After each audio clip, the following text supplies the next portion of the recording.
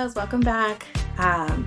Today is today's an episode where I'm not recording from my home. So you might hear a dog barking in the background. That's okay, it's my friend's dog. But I wanted to just talk about green flags and how some of us are allergic to green flags. How some of us get scared and don't know what to do when there's a green flag. And so this is kind of like a top of my head kind of episode I wanted to do.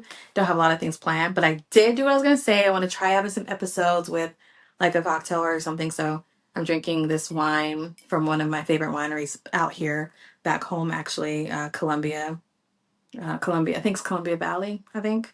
Anyways, so I've been seeing a lot of clients lately, and there's been this language around green flags, right? We know the red flags, and then there's green flags. And so the green flags, for those who don't know, green flags are the like healthy, like keep going flags. Like these are healthy behaviors.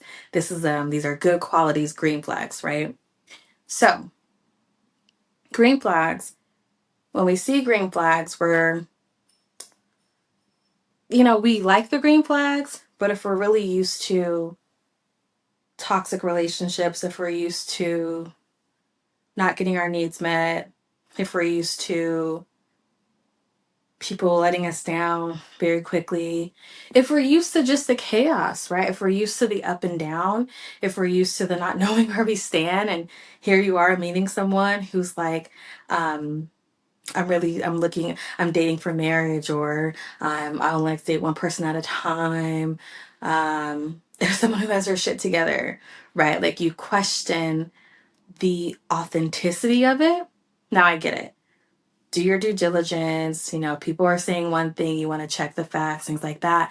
However, what I'm focusing on right now is just a simple fact of when we're so used to red flags, our bodies are used to that chaos, our bodies are used to that up and down, our bodies are used to constantly feeling like conflict. And what's the word I'm looking for?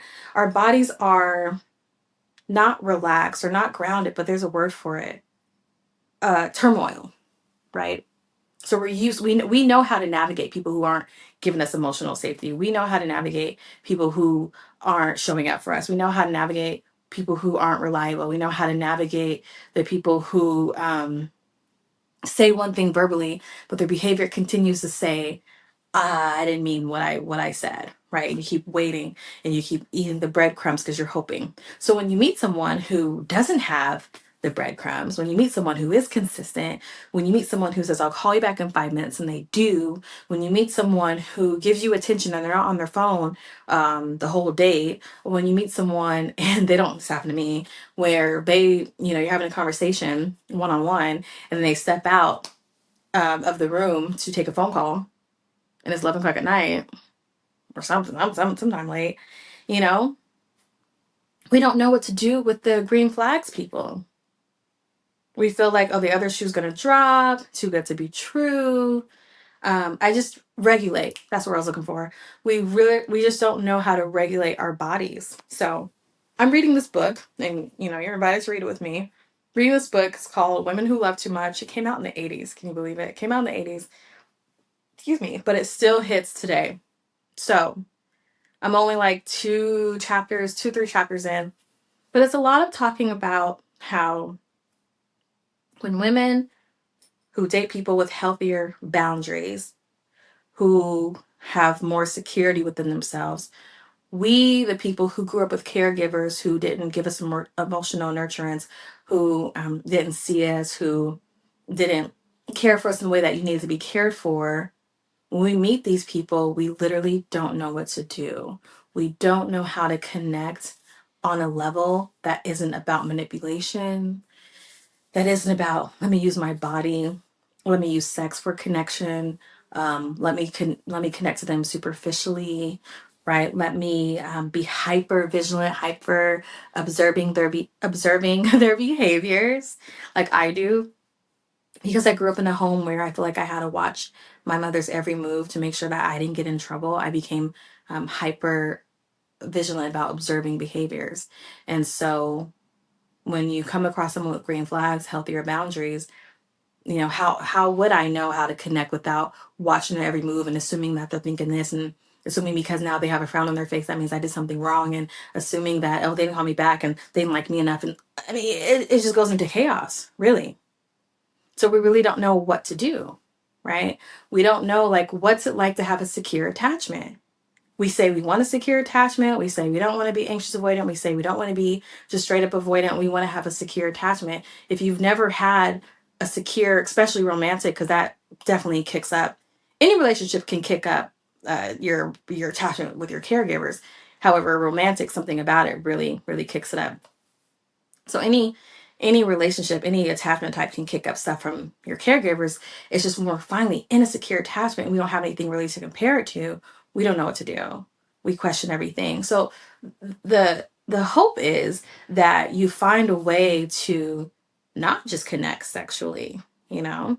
You find a way to allow yourself to feel, to really feel what it's like to be secure, to really feel like you made a mistake and that person allows you the chance to talk it through without being like, ah, you're too much, cutting up, never talking to you again.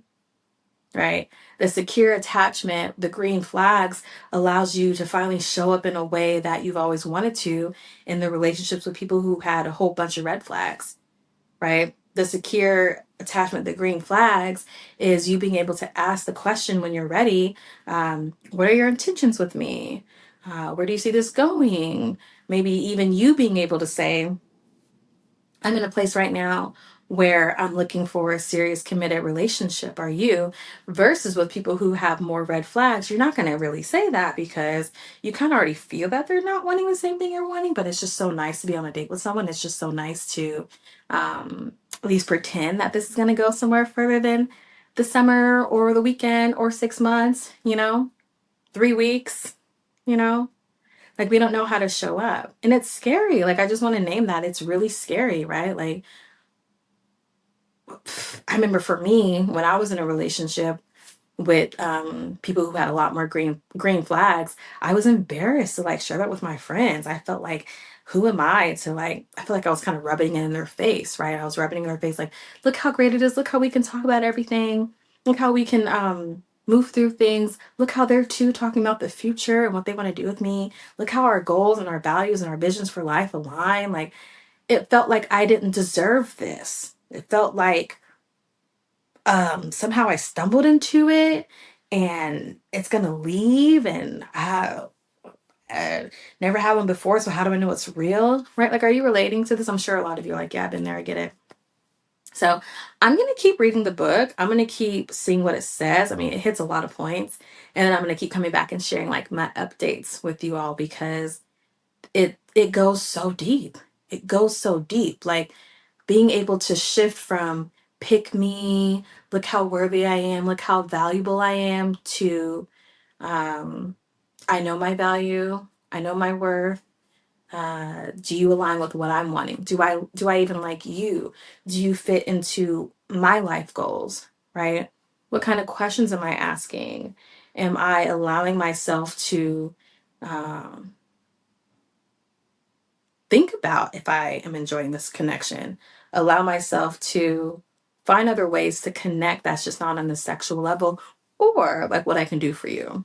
Am I if I'm making you lunch, am I always inviting you out to come eat, and or you don't have the money, you didn't get paid yet, I'll pay for it, right? Like, how can we show up in different ways where we're letting that person charm us, if you will. We're letting that person date us. We're not trying to use manipulation and or how far can I push you? Even that type of stuff. I used to do all the time, right? How far can I push you to know that it's real? You know?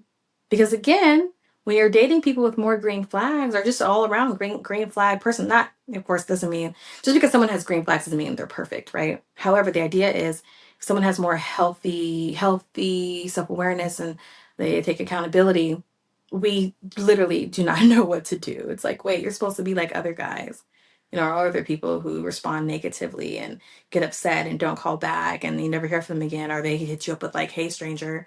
But a person with the green flags is going to be in your face. They're going to let you know what's up.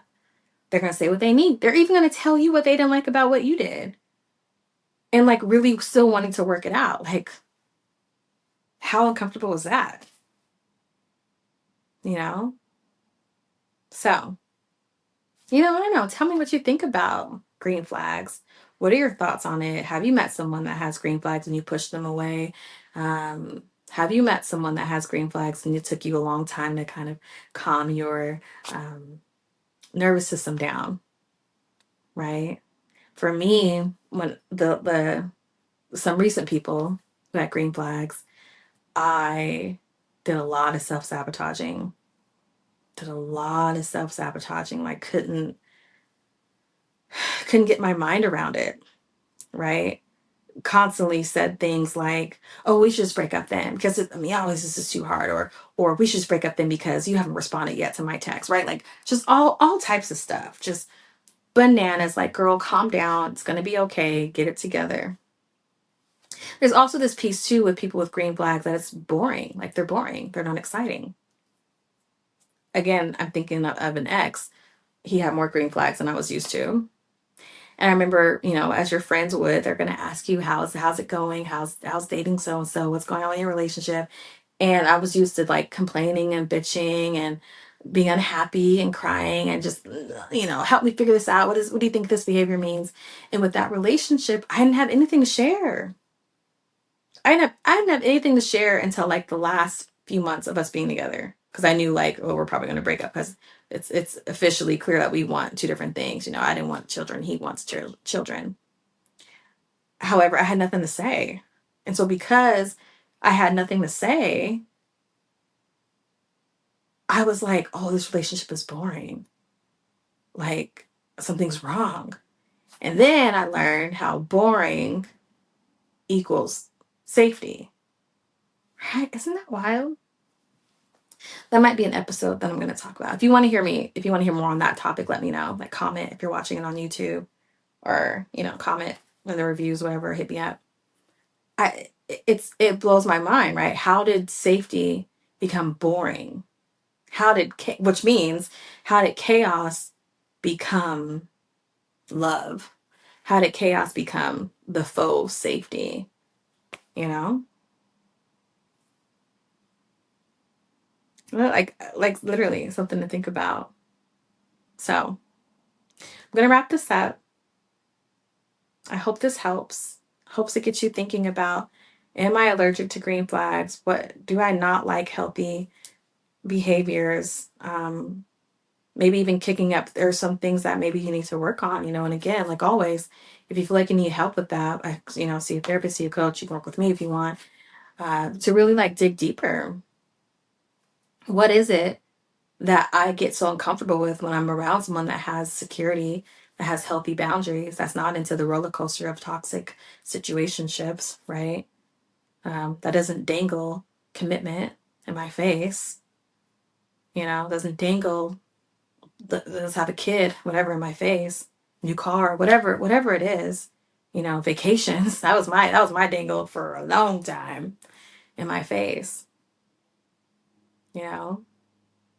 We really want green flags. We really want the security, and yet we get scared because there's a big part of it. We don't know how to connect in a way that's not devaluing ourselves, where it's not performing, where it's not, I want to be evaluated in the best light.